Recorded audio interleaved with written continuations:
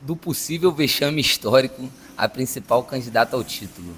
É isso que o Flamengo e Vasco e o Campeonato Carioca podem proporcionar. A gente vai falar um pouquinho sobre esse jogão, sobre Flamengo e Vasco no vídeo de hoje.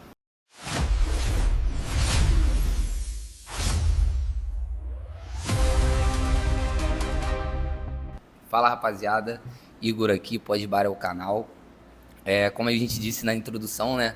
Vamos falar um pouquinho de Flamengo e Vasco, tudo que aconteceu no jogão de ontem. O Flamengo, primeiro jogo no ano ao comando do Felipe Luiz e com os principais jogadores, fez um jogaço. O Vasco muito apático no jogo. O Flamengo teve 32 finalizações contra apenas uma do Vasco, algo que é inadmissível. Mas se mantém o que o Flamengo fez também na final da Libertadores, né? O time jogou muito bem, pressionando lá em cima. O Vasco não conseguiu sair com a bola em momento nenhum, apesar de, como eu estava conversando com a rapaziada no bar ontem, a melhor chance do primeiro tempo, no final do primeiro tempo eu falei, né? O Flamengo amassou, mas a principal chance de gol foi ali do Vasco, chance cara a cara com o goleiro Rossi, que acabou sendo desperdiçada, passou muito próximo da trave, mas a bola não entrou. O Flamengo fez um jogo muito sólido, discrepante a diferença. Nem parece que era o Flamengo que estava treinando há 10 dias a menos. O Flamengo, vale lembrar, como eu sempre destaquei em outros vídeos, o Flamengo era para estar voltando de férias há uma semana atrás, há menos de uma semana atrás, e aí antecipou esse retorno, treinando com 10 dias a menos de treinamento, de entrosamento, né? A direção do Flamengo antecipou esse retorno do time principal em função do vexame que o Sub-20 do Flamengo vinha fazendo no Campeonato Carioca, era o último colocado, lanterna da competição, e aí teria que disputar um quadrangular final ali para decidir o único rebaixado do Campeonato Carioca. Claro, a gente já tinha dito também que só uma catástrofe completa poderia fazer o Flamengo cair, disputando esse quadrangular ali em ida e volta, 6 datas, mas a direção não queria, além de correr o risco, que já seria um vexame, tá ali entre os 4 piores times, disputando esse torneio em separado, né, contra o rebaixamento. A direção também quis evitar essas 2 datas a mais, tendo em vista que os times que se classificam e o time que vai ser campeão jogaria apenas 4 jogos, enquanto nesse mata-mata ali os times fariam 6 jogos, seriam 2 datas a mais que atrapalhariam o restante da temporada do Flamengo. Como eu disse, o Flamengo amassou o jogo inteiro, muito bem no primeiro tempo. Carrascal, assim, vou falar de alguns destaques aqui, mas não os óbvios, né? Léo Jardim, Carrascal, mas de alguns jogadores que não são tão óbvios e fizeram excelentes partidas. Você já... Quem aí tá na fila para pedir desculpa pro Royal? O lateral avisou no final da temporada passada que esse ano seria o ano dele, que ele iria mostrar por que ele teve convocação à seleção brasileira, e ontem, excelente partida. Ganhou quase todas as bolas que disputou, fez bons cruzamentos que não foram aproveitados. O lateral esquerdo, Daniel Salles, foi improvisado ali e também fez muito boa partida, ganhando quase todas também ali na defesa, participando muito bem do ataque. Então são 2 destaques ali que ninguém esperava muito, principalmente Daniel Salles, que cometeu um erro ali no último jogo, mas se recuperou muito bem. Vitão, ótima estreia, já dá para ver que é um zagueiro que o Flamengo vai poder contar sempre que precisar, e até disputando titularidade ali, como por exemplo o Léo Pereira ontem estava uma firulinha danada, uma marra, se não abrir o olho pode surpreender o Vitão assumindo essa titularidade. Apesar de ter amassado o jogo inteiro, o Flamengo tem coisas para se abrir os olhos, né? Mais uma vez, relembrando o ano passado, tudo bem que é só o primeiro jogo, já destaquei tudo isso, é só o primeiro jogo dos profissionais, do Felipe Luiz, mas assim, o time profissional não pode perder, ter 32 chances de gol, né, de finalização, e não aproveitar nenhuma delas.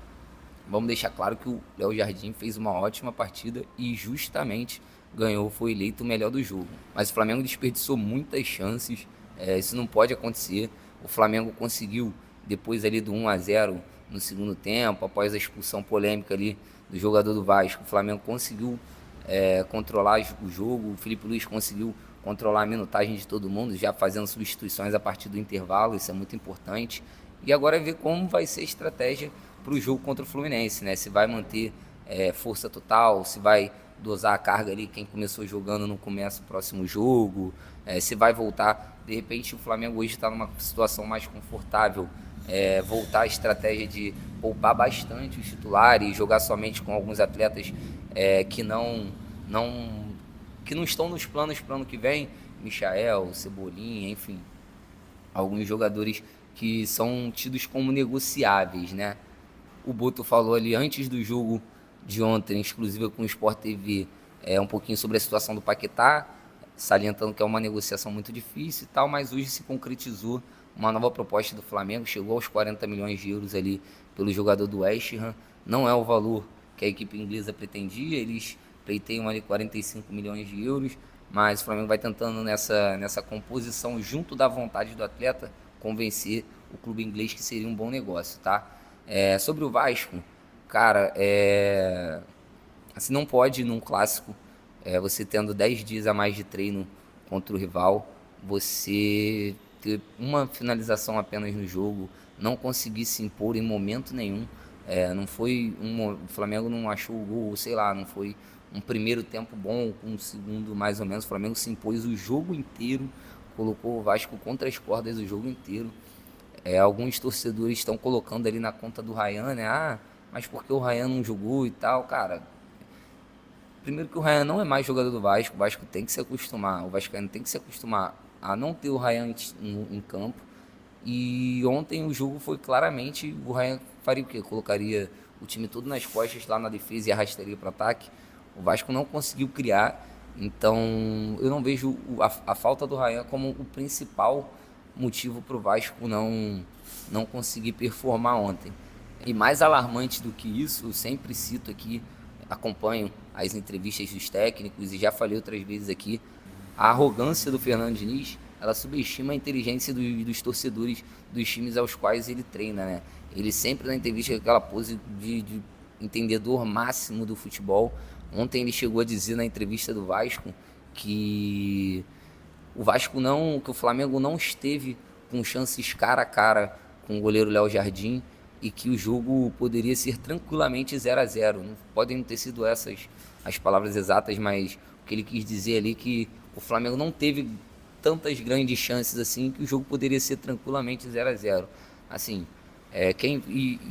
não dá para colocar também na conta da expulsão, porque antes do jogador do Vasco ficar com um jogador a menos, o jogo já vinha sendo um baile rubro-negro ali em cima do Vasco, sem conseguir trocar meia dúzia de bola no ataque. Enfim, o Felipe Coutinho até se esforçou. O Felipe Coutinho é uma nota positiva, assim, ao meu ver, que tentou buscar as jogadas lá atrás, além de dribles, né? Durante o jogo foram postando alguns, né, memes também do lençol do Felipe Coutinho no pulgar, enfim. Mas ele se esforçou muito. Teve um lance que ele foi buscar a bola junto ao goleiro do Vasco para tentar armar o time para a saída de jogo. Mas, assim, muito pobre. Muitos erros na saída de bola. O Fernando Diniz, mais uma vez, pecando pelo excesso de preciosismo ali nessa saída de jogo. E assim, ver agora, né, qual será o futuro do Vasco. O Vasco que já contratou um substituto ali pro Ryan. Ele trouxe o colombiano Rinestruça. Vamos ver como ele... É claro que o torcedor vascaíno não pode esperar o que é o Ryan pelo jogador colombiano, mas assim, vamos ver o que ele pode fazer. O Vasco já contratou, né, um substituto ali para o Ryan. É óbvio que o colombiano Rinestruça, ele não vai exercer, provavelmente, né, não vai conseguir exercer da mesma forma que o Ryan fazia, que vinha num momento muito iluminado. O Ryan que foi vendido já, né? Todo mundo já sabe. O Vasco colocou aí uma bela grana no bolso, já contratou o seu substituto. E além disso, está chegando o Brenner, né? Para sanar ali a carência do camisa 9 com a saída do Verratti. É um camisa 9 muito bom, teve seu melhor momento com o Fernando Diniz no São Paulo, com mais mobilidade do que o Verratti, que pode trazer mais fôlego ali para o Vasco, para jogar junto com o Felipe Coutinho, enfim. Então, vamos ver como é que o Vasco vai sair ao longo do ano. O Vasco, que agora tem um dinheiro em caixa, não tem tudo que deveria ter em caixa por conta de mais gestões passadas, falta de planejamento. Não se pode deixar uma joia como o Ryan, assim, a maior joia do clube desde o Felipe Coutinho, e a joia com potencial até maior do que o Felipe Coutinho em termos de se tornar uma venda lucrativa, né? Terem visto o mercado inflacionado que se encontra hoje no futebol. Tá aqui no metade do vídeo, eu não pedi o teu like, então ó, se inscreve no canal se você não é inscrito, deixa teu like aí que vai ajudar bastante a gente. Valeu? O Vasco não podia ter ficado com uma porcentagem tão pequena de um jogador com valor, com potencial que o Ryan tem, né? Mas é isso, o Vasco vai ter, mesmo assim, vai ter um bom valor em caixa ali, já vinha fazendo um ótimo mercado, para mim, junto do Grêmio ali, com boas movimentações, sem gastar tanta grana assim, tem encontrado bons jogadores. Muito fica se falando, né, sobre o Flamengo, que o Flamengo é muito fácil, que é muito rico e tal. Esses clubes deveriam parar para ver o que outros clubes já fazem com scouts, enfim, maneiras de se negociar e conseguir montar bons times como o Vasco vem fazendo. Então, vamos ver o que o Vasco pode fazer ao longo do ano, tá? É só o Campeonato Carioca, é só o comecinho. Então é isso, rapaziada. Valeu para quem assistiu até o final. Tamo junto, pode bar.